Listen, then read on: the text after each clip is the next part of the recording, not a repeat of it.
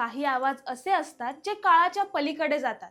ते फक्त कानांपर्यंत नाही तर थेट मनात घर करतात. भारतीय संगीत विश्वातला असा एक तेजस्वी तारा जो सदैव तेजाने झळकत राहील. त्यांच्या आवाजाची जादू आणि संगीत क्षेत्रातील योगदानामुळे भारतीय संगीत विश्वातील एक अजरामर व्यक्तिमत्व म्हणून ओळखल्या जाणाऱ्या आशा भोसले दिनांक 12 एप्रिल 2026 रोजी आपल्यातून निघून गेले. हजारो गाणी, असंख्य आठवणी आणि प्रत्येक सुरात जिवंत असलेली एक जादू. आज आपण स्मरण करणार आहोत त्या सुरांच्या सम्राज्ञीचे ज्यांचा आवाज आपल्या कानात कायम गुंजत राहील. ये रास्ते हैं प्यार के, चलना संभल संभल के.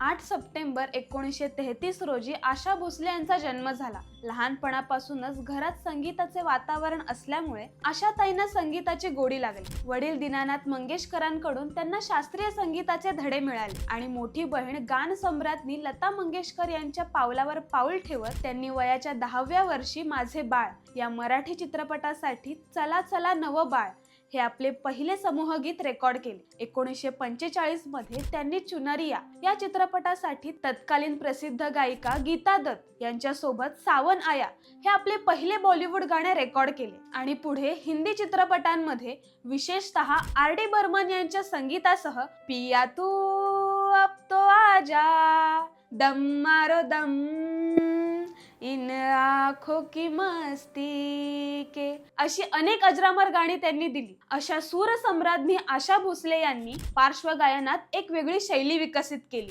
हिंदी, मराठी, बंगाली, गुजराती अशा अनेक भाषांमध्ये त्यांनी आपली छाप सोडली. 1990 आणि 2000च्या दशकात आशा भोसले यांनी समकालीन संगीत प्रवाहाशी जुळवून घेण्यासाठी आपली शैली अद्ययावत करून नवीन आणि तरुण गायकांशी स्पर्धा करण्यासाठी स्वतःला पुन्हा स्थापित केले. त्याचेच एक उल्लेखनीय उदाहरण म्हणजे लगान चित्रपटामधील राधा कैसे न जले हे गाणं. उस्ताद अली अकबर खान यांच्या लेगसी या म्युझिक अल्बम मधील योगदानासाठी ग्रॅमी पुरस्कारासाठी नामांकन मिळवणाऱ्या आशा भोसले या पहिल्या भारतीय गायिका होत्या. त्यांनी विविध संगीत प्रकारातील आंतरराष्ट्रीय कलाकारांसोबत काम केले. मायकल स्टाईपच्या द वे यू ड्रीम या गाण्याला त्यांनी आवाज दिला आणि अनेक संगीत समूहांसोबत काम केले. RD बर्मन यांच्या अभिजात रचनांचे पुनर्कल्पन असलेल्या you have stolen my heart या अल्बमला सर्वोत्कृष्ट समकालीन जागतिक संगीत अल्बम श्रेणीमध्ये ग्रॅमी पुरस्कारासाठी नामांकन मिळाले होते. त्यांनी RD बर्मन, OP नय्यर,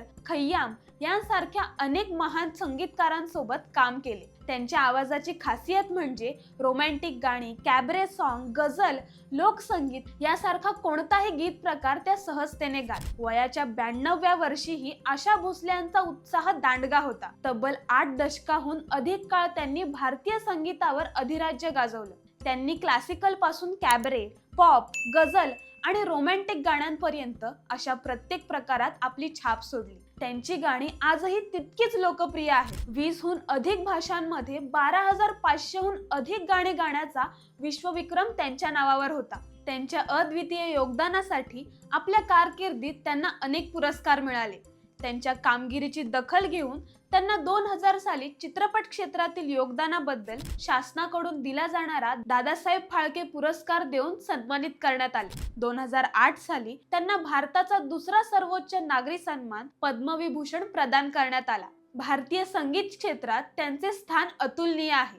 आशा भोसले या फक्त गायिका नाहीत तर त्या एक प्रेरणास्थान आहेत. त्यांनी प्रत्येक पिढीला आपल्या आवाजाने मंत्रमुग्ध केले. त्यांचा प्रवास म्हणजे संघर्ष, मेहनत आणि यश यांची प्रेरणादायी कहाणी आहे. सुरांच्या या अमूल्य ठेव्यामुळे त्यांच्या गाण्यांमधून त्या कायम आपल्या मनात अजरामर राहतील.